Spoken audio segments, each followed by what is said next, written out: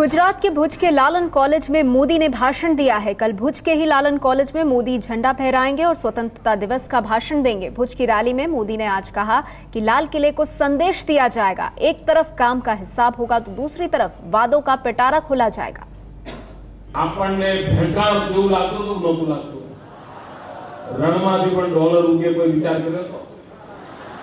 પ્રધાનમંત્રી કે જે પૈસાના ઝાડ નથી ઉગતા, પ્રધાનમંત્રી તમારે ઉગતા વગર ના ઉગતા હોય, અમે રણમાં ડોલર ઉગાડવાની તાકાત ધરાવીએ।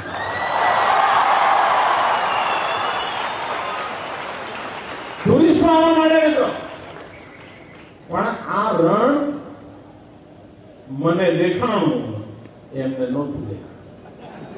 फरक आज से मित्रों, એટલે લોકો જોયો ભવ્ય દિવ્ય ગુજરાતના નિર્માણને માટે આપણે પ્રશસ્ત થયા છીએ, સંકલ્પબદ્ધ થયા છીએ। અને લાલન કોલેજના મેદાનમાં કાલે જયારે આપણે તિરંગો ઝંડો ફરકાવીશું ત્યારે મિત્રો લાલ કિલ્લાને પણ સીધો સીધો સંદેશ હશે।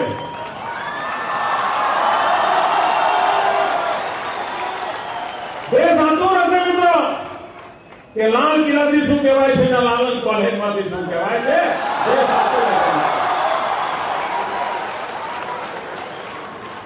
એક તરફ પ્રજાઓની લાણી હશે તો બીજી તરફ કરેલા કર્મનો હિસાબ હશે।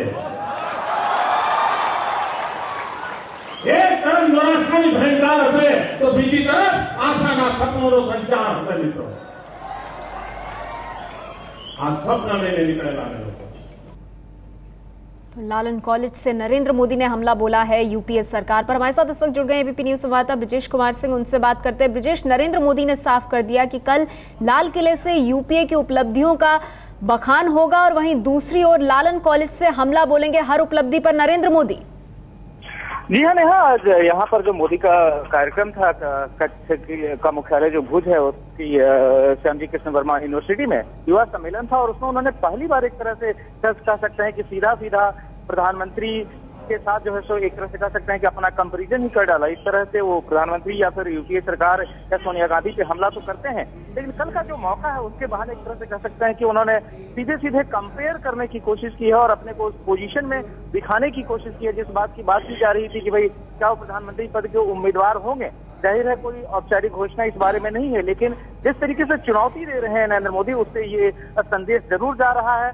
और आज जो उन्होंने जिस तरह का एजेंडा सेट करने की कोशिश की और सीधे सीधे कल जो उनका लालन कॉलेज में इंडिपेंडेंस डे को लेकर स्पीच होने जा रही है उसके बारे में उन्होंने जिस तरीके से कंपेयर किया कि देश में लोगों की निगाह दोनों तरफ होगी, लाल किले पर भी और साथ में भुज के लालन कॉलेज पर भी। एक तरफ उन्होंने कहा कि प्रधानमंत्री पर एक तरह से कह सकते हैं हमला करते हुए उन्होंने कहा कि प्रधानमंत्री सिर्फ वचन देते हैं, सिर्फ बातें करते हैं, जबकि मैं काम का हिसाब दूंगा। इसी तरीके से उन्होंने निराशा और आशा की भी बात की कि जो प्रधानमंत्री ने जिस तरीके से निराशा का वातावरण पैदा किया है एक तरफ उसका रिफ्लेक्शन होगा, मैं आशा का संचार करूंगा। तो एक तरह से कह सकते हैं नेहा कि सीधा सीधा कंपैरिजन है लोगों के सामने।